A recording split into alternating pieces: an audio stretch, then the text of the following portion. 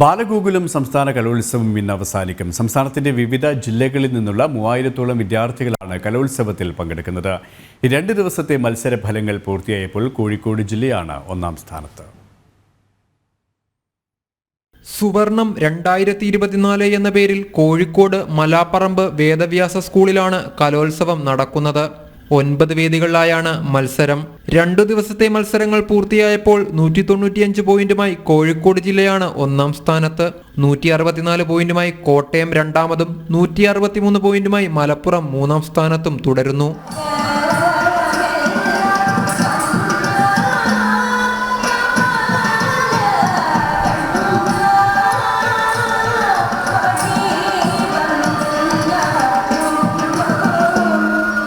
നൃത്തങ്ങൾ, നാരായണീയം, നാടകം, ജ്ഞാനപ്പാന, കൃഷ്ണഗാഥ, ഭഗവത്ഗീത തുടങ്ങിയ ഇനങ്ങളിലാണ് മത്സരം.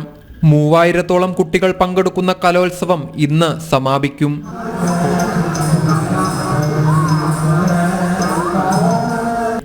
ജനം, കോഴിക്കോട്.